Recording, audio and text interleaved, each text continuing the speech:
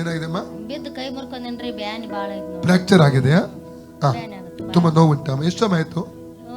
3 ತಿಂಗಳಾತ್ರಿ. 3 ತಿಂಗಳಾಯ್ತಾ? Okay.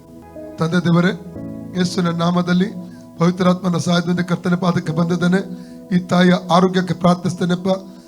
ಬಿದ್ದದ್ರ ಮೂಲಕ ಈ ಕೈ ಮುರಿತಕ್ಕೊಳಗಾಗಿ ಬಂದಿರುವಂತಹ ನೋವುಗಳು ಈ ತಾಯಿಯ ಕೈಯನ್ನು ಬಿಟ್ಟು ಹೋಗ್ಬೇಕು. ತುಂಬಾ ನೋವನ್ನು ಅನುಭವಿಸ್ತಾ ಇದ್ದಾರೆ ಕರ್ತನೆ. ಈಗಲೇ ಅವರು ಮುಟ್ಟು ಸ್ವಾಮಿ, ದೇವಿಕ ಸೌಖ್ಯವನ್ನು ಕೈಯ ಮೇಲೆ, ಅಂಗೆಯ ಮೇಲೆ ಯೇಸುವಿನ ಹೆಸರು ರಿಲೀಸ್ ಮಾಡ್ತಾ ಇದ್ದೇನೆ.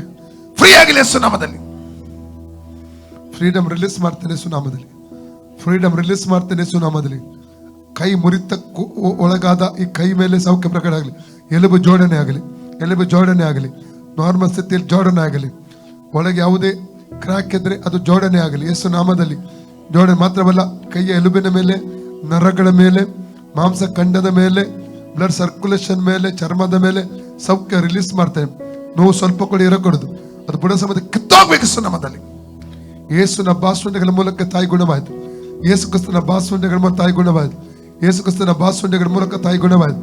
ಯೇಸು ಕ್ರಿಸ್ತನ ಬಾಸುಂಡೆಗಳ ಮೂಲಕ ತಾಯಿ ಗುಣವಾಯಿತು. ಯೇಸು ಕ್ರಿಸ್ತನ ಬಾಸುಂಡೆಗಳ ಮೂಲಕ ತಾಯಿ ಗುಣವಾಯಿತು. ಯೇಸು ಕ್ರಿಸ್ತನ ಬಾಸುಂಡೆ ತಾಯಿ ಗುಣವಾಯಿತು. ಯೇಸು ಕ್ರಿಸ್ತನ ಬಾಸುಂಡೆ ತಾಯಿ ಗುಣವಾಯಿತು. Free in the name of Jesus. ಈಗ ನೋಡಿಮ್ಮ, ಹೋಯ್ತು. ಯೇಸುವೇ ನಿನಗೆ ಸ್ತೋತ್ರ. ನೋಡಿ, ಇದು ಬಿದ್ದುವರಿಗೆ ಮುರಿದು ಹೋಗಿತ್ತು ಎಲುಬು, ಭಯಂಕರ ನೋವಿತ್ತು, ದೇವರು ಗುಣ ಮಾಡಿದ್ದಾನೆ.